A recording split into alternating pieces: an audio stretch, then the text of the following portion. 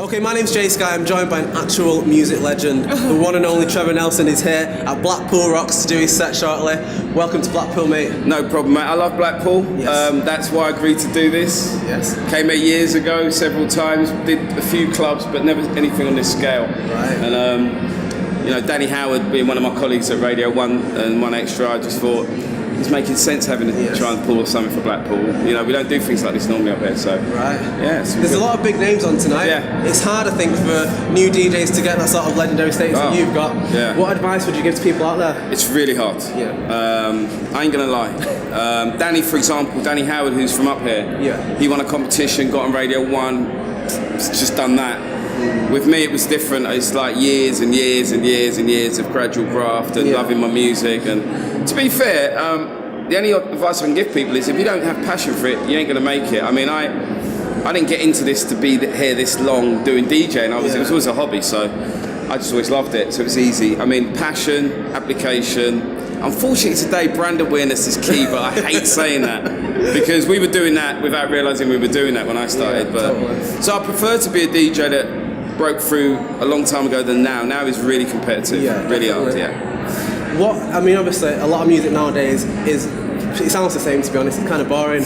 What excites you and what are you looking forward to in 2014? That's really interesting. Yeah? You're right.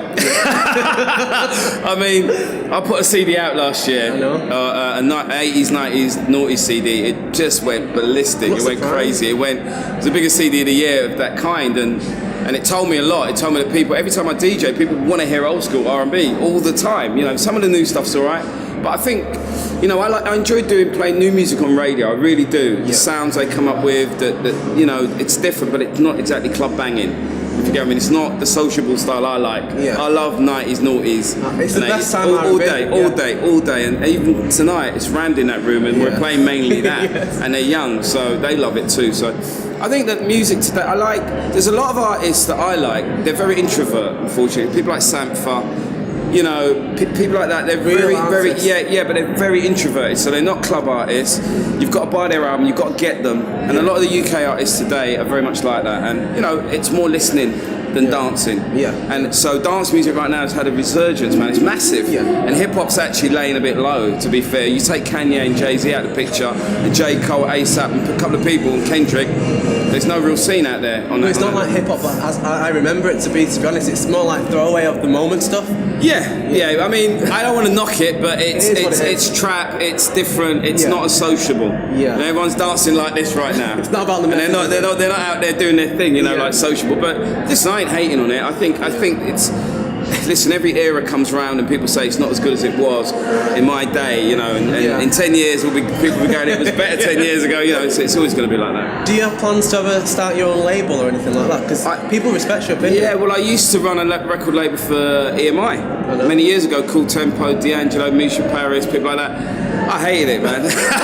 I mean, I signed a few artists. I signed in David Hall, he was a great singer, but unless you're going to be pop and very, very commercial, you can't get into that game. You know, the record industry is business first. You know, it's business, then music second, and unless that's where you come from, and I don't come from there, so I lasted 5 years. I ducked out.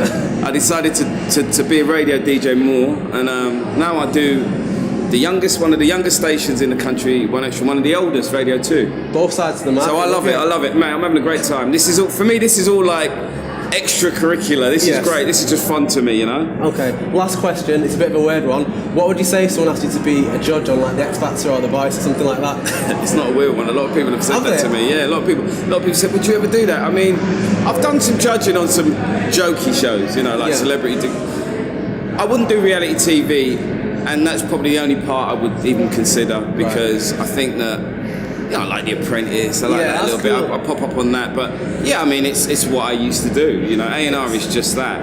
There's a lot of good A&R men out there. Simon Cowell, for example, was just an A&R man who happens to have a vicious wit and he was quite vicious as an A&R man, and that's why he's just doing what a lot of guys have to do. Okay. So, in answer to your question, boy, it'd have to be the right kind of gig, because I don't know, I don't want to be a celebrity, you know, as long as it's the right gig. I respect that so much. Thank you for the interview. No problem, bro. Pleasure to meet you. All good, bro. All good. Take care, man. I'm going to go and kill it now.